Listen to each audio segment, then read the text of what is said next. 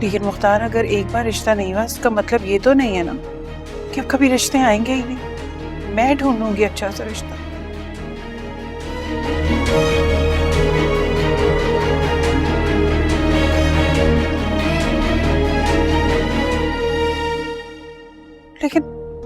लेकिन आप जो कुछ कर रही हैं वो सही नहीं है। यहां किसी को इस बात का अंदाजा ही नहीं है कि मैं क्या क्या कुछ सुन के आ रहा हूं।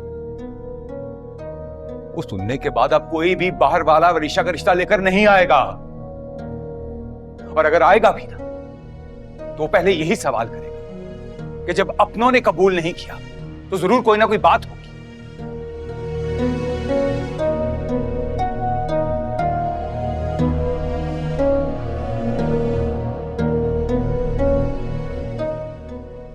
किस किस को जवाब देंगे हम?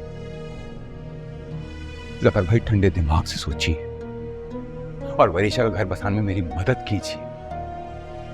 शिफा बहुत होनहार बच्ची है, पढ़ी लिखी है, और उमर उससे प्यार करता है, उसकी फैमिली रिश्ता लेने के लिए तैयार है।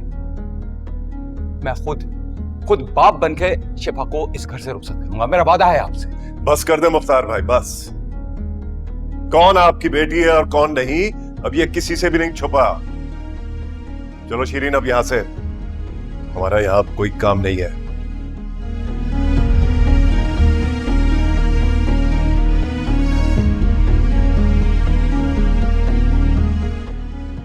आज इनको अपनी भावज और भतीजी इतने अजीज हो गए हैं कि उनकी नजर में अपनी बहन और उसके खानदान की कोई इज्जत नहीं। बेजान आप तो कुछ बोले ना, रोके ना इसके आमद को प्लीज। मैंने कहा चलो यहां से शीरीन। हमारी बेटी कोई इतनी गिरी पड़ी नहीं है कि तुम्हें किसी के सामने गिड़गड़ाने की जरूरत है।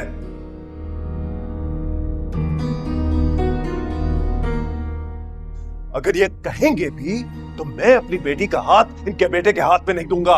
ऐसा कुछ नहीं हो रहा है पापा जान।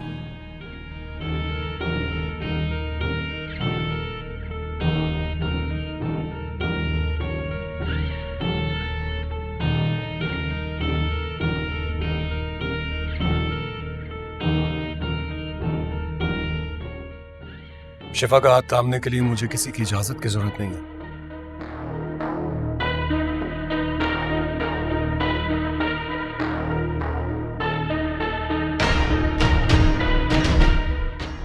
बेहतर होगा कि तुम अपनी जबान से मेरी बेटी का नाम ना लो।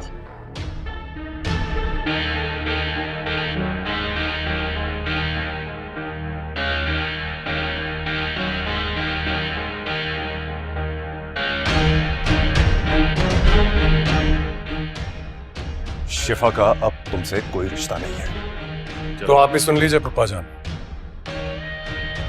शिफा मेरी थी, मेरी है और मेरी रहेगी हमेशा।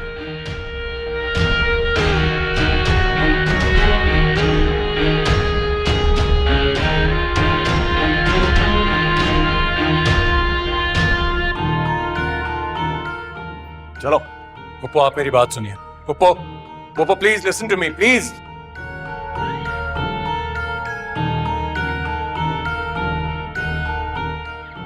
पप्पो प्लीज एक बार मेरी बात सुन तो लीजिए। मैं नहीं मानता जो कुछ भी बाबा ने कहा है, और ना ही मैं मानता हूं जो पप्पा कह रहे हैं। आप तो अच्छी तरह जानती हैं ना पप्पो, ना मैं शिफा के बिना रह सकता हूं, ना शिफा मेरे बिना।